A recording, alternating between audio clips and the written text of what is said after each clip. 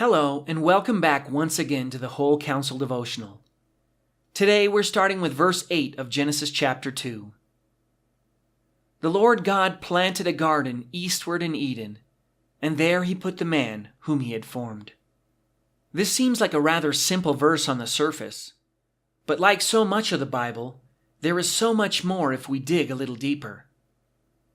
First of all, the word Eden means desire or pleasure. This was a wonderful place, a place of pleasure that is everything we would desire, but in a far different manner than the hedonistic way that phrase would be interpreted today. The Bible tells us that Eden was to the east, likely to the east of what an Israelite in Moses' time would consider the center of the world, that is, the Promised Land. The Bible also tells us that God planted a garden. We all have our own concepts of a garden, but this is an interesting word in Hebrew. The word often carries with it the idea of an enclosed garden, perhaps like the walled garden from the story The Secret Garden. In ancient times, the easiest way to enclose a garden from wild animals would have been to create a hedge or a row of thorns around it. Indeed, the word for garden comes from a Hebrew root which means to defend, cover, surround, to hedge about. Now, while in the Garden of Eden, there was no need for any sort of protection from wild animals. It is a concept reminiscent of what we find in Job, where Satan says to God, "Have you not made a hedge around him, around his household, and around all that he has on every side? You have blessed the work of his hands, and his possessions have increased in the land." Such is the love of our God for us, that even in the midst of God's perfect creation, where there was nothing to fear, God created a place of desire and pleasure.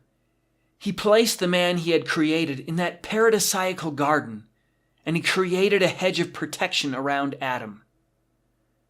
The name of the Lord is a strong tower. The righteous run to it and are safe. Continuing in Genesis 2. And out of the ground the Lord God made every tree grow that is pleasant to the sight and good for food. The tree of life was also in the midst of the garden, and the tree of the knowledge of good and evil. Now a river went out of Eden to water the garden, and from there it parted and became 4 riverheads. The name of the first is Pishon. It is the one which skirts the whole land of Havilah, where there is gold. And the gold of that land is good. Bdellium and the onyx stone are there. The name of the second river is Gihon. It is the one which goes around the whole land of Cush. The name of the third river is Hiddekel. It is the one which goes toward the east of Assyria.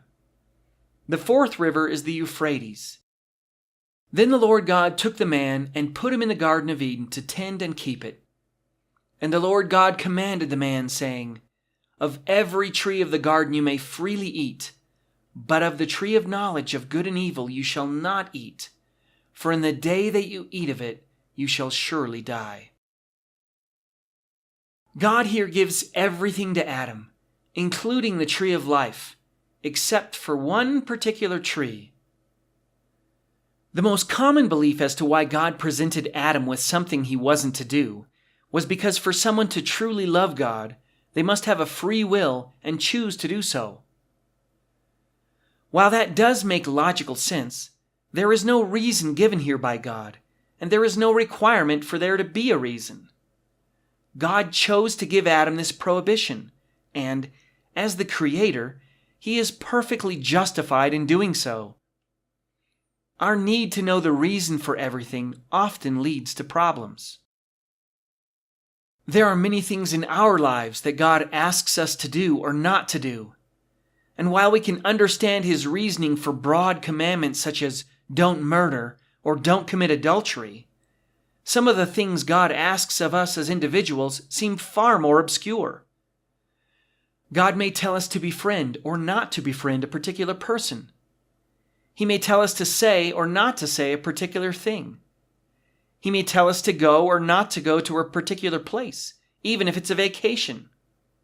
He may go so far as to tell us to eat or not to eat certain things. As humans, We frequently have difficulty when we don't understand why God is asking us to do something, especially when He isn't asking for the same thing from those around us.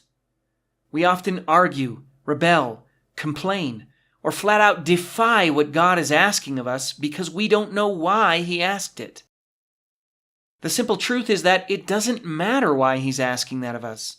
God is God. He is our Creator.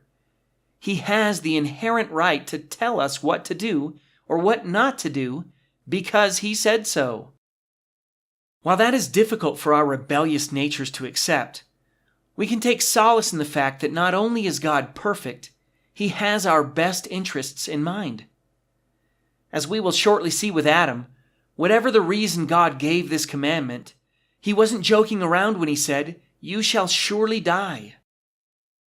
We may not understand why God told us to do or not to do something, but we can trust that He wants what's best for us, and He is protecting us.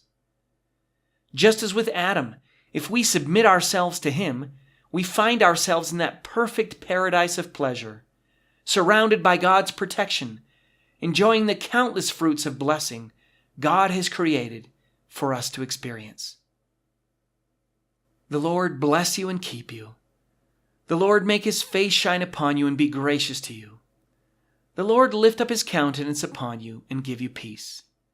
Have a great day.